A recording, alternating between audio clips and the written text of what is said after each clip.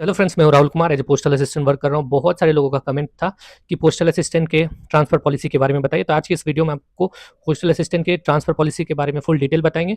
जितने भी लोग सीजीएल 2024 में सेलेक्ट होंगे उनको पोस्ट प्रीफरेंस तो फिल करना ही पड़ेगा, जिसमें एक पोस्टल असिस्टेंट है। लगभग 4 से 5 हज़ार सीट है, 4600 के लगभग सीट है। तो इतने लोग को तो इसमें आना ही पड़ेगा। तो जो पोस्टल असिस्टेंट का सबसे बेनिफिट चीज़ है वो है ट्रांसफर के बारे में। तो वो आपके साथ आज शेयर करेंगे। वीडियो में तक बने रहना। नए हो तो चैनल को जरूर सब्सक्राइब करना, ठीक है। तो चलो स्टार्ट करते हैं। सबसे पहले देखो, ट्रांसफर पॉलिसी जो पोस्टल असिस्टेंट का है उसके लिए आपको आपका सर्विस 1 ईयर कंप्लीट करना पड़ेगा। मतलब अगर जिस डेट को आप ज्वाइन करते हो उसी नेक्स्ट ईयर के उसी डेट को आप ट्रांसफर पॉलिसी का फॉर्म ऑनलाइन फॉर्म फिल कर सकते हो। इसमें फॉर्म जो है ऑनलाइन करना पड़ता है, ठीक है। ये हो गया 1 ईयर कंप्लीट और प्रोबेशन पीरियड में अंतर रहता है। बहुत सारे लोगों को लगता है कि 1 ईयर ही प्रोबेशन पीरियड है। नहीं, 2 ईयर का प्रोबेशन पीरियड रहता है, लेकिन ट्रांसफर के लिए 1 ईयर कंप्लीट होना चाहिए।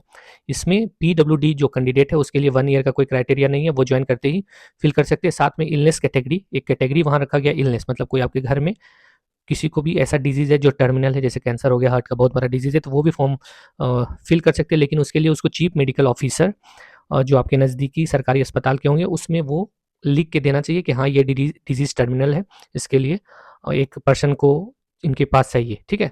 तो ये जो और अपना सारा डॉक्यूमेंट लेके आप अपने डिवीजन में जाओगे, वहाँ जमा करोगे, तो वो वहाँ से रिकमेंड कर देता है ऑनलाइन कि हाँ ये टर्मिनल है, तो आपको जो है प्रीफ्रेंस मिलेगा, ठीक है।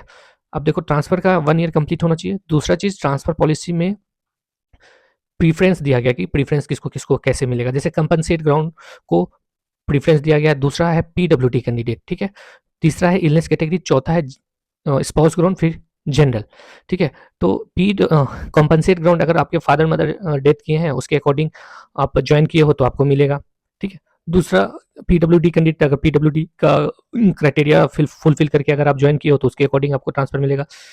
फिर है इलनेस कैटेगरी, कोई भी टर्मिनल इलनेस है उसका सारा डॉक्यूमेंट जमा करोगे तो उसके अकॉर्डिंग मिलेगा।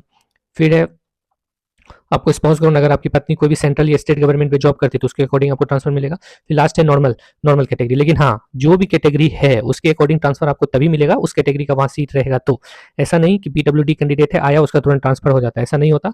पीडब्ल्यूडी कैंडिडेट का वहाँ पे अगर सीट है जिस डिवीजन में वो फिल करना है, जैसे आप बिहार से हो और साउथ में किसी भी जगह जॉब कर रहे हो और आप पीडब्ल्यूडी कैंडिडेट हो, तो आपको बिहार में जिस जगह आप फिल किए हो वहां पे पीडब्ल्यूडी का सीट होगा तभी आपको मिलेगा, या कोई भी कैटेगरी का सीट होगा तभी मिलेगा, ठीक है।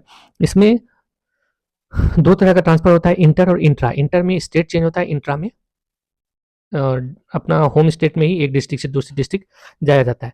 जब आप फॉर्म फिल करोगे तो आपको 10 डिवीजन भरना रहता है। 10 डिवीजन बोले तो 10 डिस्ट्रिक्ट। जिस डिस्ट्रिक्ट में आपका नंबर लग जाएगा उसी डिस्ट्रिक्ट में चले जाओगे। ऐसा नहीं है कि जो फर्स्ट प्रीफरेंस है उसी को प्रीफर करता, नहीं, जिसके लिए आप एलिजिबल होगे वहां पे आपको भेज दिया जाएगा, ठीक है। तो पोस्टल असिस्टेंट का ये हो गया। अब एक चीज है कि पहले था, कुछ दिन पहले 6 महीना पहले ऐसा प्रोसेस था कि साल में 4 बार ट्रांसफर होता था, हर 3 मंथ के बाद ट्रांसफर का लिस्ट आउट होता था। लेकिन अभी क्या हो गया है, इस 2025 से साल में 2 ही बार ट्रांसफर होगा। एक होगा 6 6 महीने पे, ठीक है।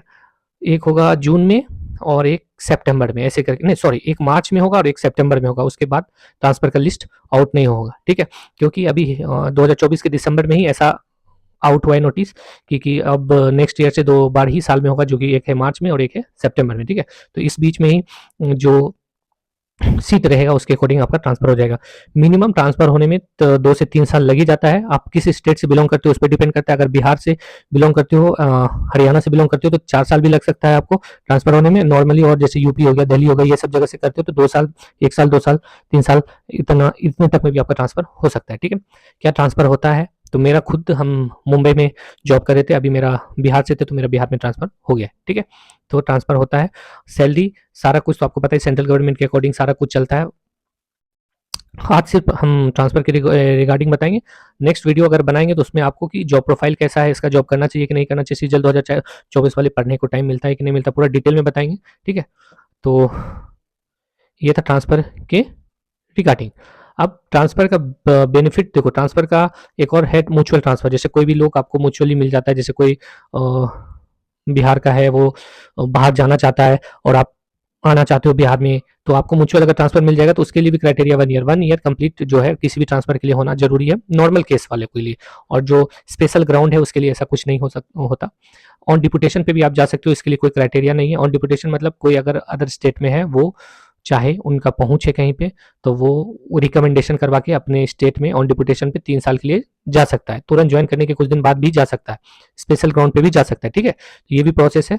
और फिर ट्रांसफ़र का सबसे बेस्ट चीज़ है, जैसे आपको ये दिमाग में आएगा कि सेम डेट में अगर ज्वाइन करेगा तो किसको पहले प्रीफर किया जाएगा। तो देखो, ऑनलाइन एप्लीकेशन करना पड़ता है। ऑनलाइन एप्लीकेशन में उसमें टाइम, मिनट, सेकंड सब कुछ देखा जाता है। अगर 10:05 में कोई फॉर्म फिल किया और कोई 10:12 में कर दिया तो 10:05 वाले को पहले प्रीफर किया जाता है, ठीक है। तो इसमें टाइम, मिनट, सेकंड देखा जाता है। तो इसलिए टाइम, मिनट, सेकंड अगर देखा जाएगा तो उसमें तो आपको पता ही है कि उसके अकॉर्डिंग लड़का लोग तो आगे पीछे हो ही जाता है। तो इसलिए अगर किसी भी डेट को, अगर 9 जनवरी, मान लो 25-26 जनवरी को आप ज्वाइन किए तो नेक्स्ट ईयर 25 जनवरी को ही आपका एक साल कंप्लीट हो जाता है। तो 25 जनवरी का जो रात, 25 जनवरी का दिन हुआ, वो रात कंप्लीट होने के टाइम जो 26 जनवरी को जाने लगता है, तो उसी दिन रात में आप फिल कर सकते हो, तो आपको फायदा मिलेगा, ठीक है।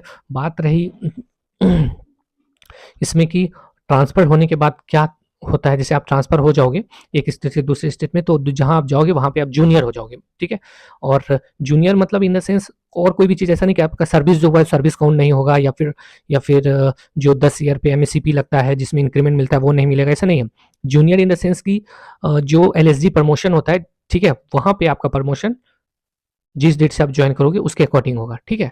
बाकी बात सारा कुछ जो नॉर्मल प्रोसेस है उसके अकॉर्डिंग ही चलता है। जैसे डिपार्टमेंटल एग्जाम हो, जैसे ट्रांसफर लेके गए तो ऐसा नहीं है कि आपको डिपार्टमेंटल एग्जाम नहीं दिया जाएगा, ठीक है, वैसा नहीं होता। सिर्फ एलएसजी का जो प्रमोशन होता है वो उसमें खाली दिक्कत होता है और कहीं पे कुछ नहीं होता। अब बात करेंगे हम लोग कि क्या इलनेस कैटेगरी हो गया, या फिर पीडब्ल्यूडी कैंडिडेट हो गया, या स्पाउस ग्राउंड हो गया, या फिर जनरल कैटेगरी हो गया, तो इसमें किस कैटेगरी का जल्दी ट्रांसफर होता है। देखो, कैटेगरी जैसे अभी तक हम जैसा देखे हैं, यूआर कैटेगरी का ज़्यादा ट्रांसफर होता है। आपको पता ही होगा कि यूआर कैटेगरी का सीट हर जगह ज़्यादा होता है, तो उसके अकॉर्डिंग यूआर का ज़्यादा होता है। उसके बाद ओबीसी का होता है, फिर एससी एसटी इस तरह से चलता है। बीच में ईडब्ल्यूएस भी है, तो ईडब्ल्यूएस का भी उसी के ही अकॉर्डिंग होता है। देखो, कभी कभी क्या होता है कि जैसे बहुत सारे लोगों का पूछना होगा कि हम हैं ओबीसी से लेकिन सिलेक्शन यूआर से हुआ है, तो कैसे होगा। जिसके अकॉर्डिंग आप ज्वाइन किए हो, जिसके अकॉर्डिंग आपका सिलेक्शन हुआ है यूआर से, अगर एससी है यूआर से हुआ तो यूआर के अकॉर्डिंग ही आपका ट्रांसफर होगा। देखो, सीट इसमें कहाँ से आता है, जैसे ट्रांसफर के लिए सीट कहाँ से आता है। ट्रांसफर के लिए सीट आता है जो सीजीएल में अपकमिंग जो सीजीएल के लिए जो सीट ऑर्गेनाइज किया जाता है, जो सीट क्रिएट किया जाता है, वही सीट को पहले उसके ट्रांसफर में दिया जाता है, ठीक है। सीट का बंटवारा होता है डिपार्टमेंटल एग्जाम के लिए 40% और 60% शायद ट्रांसफर के लिए रखा जाता है, या 40 या 60 इस तरह से रखा जाता है। तो उसके अकॉर्डिंग जितना सीट क्रिएट होता है तो लगभग उसमें से कोशिश किया जाता है कि ट्रांसफर ले ले फिर सीजीएल को दिया जाए, ठीक है। तो अभी जैसे सीजीएल 2022 से पहले भी अच्छा खासा ट्रांसफर हुआ, अभी भी मतलब ट्रांसफर होता है। पोस्टल असिस्टेंट का एक बेनिफिट यही है कि ट्रांसफर यहाँ पे होता है, ठीक है। लेकिन हाँ, अब ऐसा नहीं सोचो कि ज्वाइन किए तो तुरंत ट्रांसफर हो जाएगा, नहीं। ट्रांसफर होने में 2 से 3 साल, 2 साल 3 साल, मेरा तो ट्रांसफर होने में 5 साल लगा।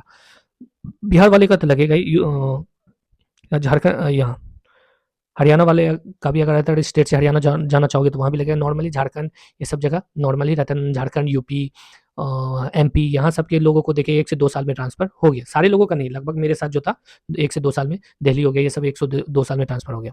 तो ये सारा चीज़ है। एक जो मेन चीज़ है जाते-जाते बता देते हैं। जैसे बहुत सारे लोग मेरे से पूछते हैं कि कितना वेटिंग चल रहा है, कैसे पता चलेगा, तो वो पता नहीं चलता है। किसी भी जो लिस्ट पब्लिक होता है ट्रांसफर होने के बाद उसमें कुछ नहीं पता चलता। और कहाँ पे कितना सीट है उसके लिए आपको आरटीआई करना पड़ेगा। तो आरटीआई का रिप्लाई में आपको सब कुछ बता देता है कि कहाँ पे कितना वेटिंग है, कितना सीट है, कितना कुछ है, उसके अकॉर्डिंग आप वहाँ पे फिल कर सकते हो, ठीक है। और भी कुछ आपको पोस्टल असिस्टेंट के रिगार्डिंग जानकारी चाहिए, जो भी सीजीएल 2024 से ज्वाइन करे, तो मेरे को आप कमेंट करो। मेरा टेलीग्राम चैनल है राहुल एवन मैथ्स, वहाँ से भी आप जुड़ सकते हो, ठीक है। तो मिलेंगे नेक्स्ट वीडियो में। वीडियो अच्छा लगे तो चैनल को सब्सक्राइब कर लेना। चलो बाय।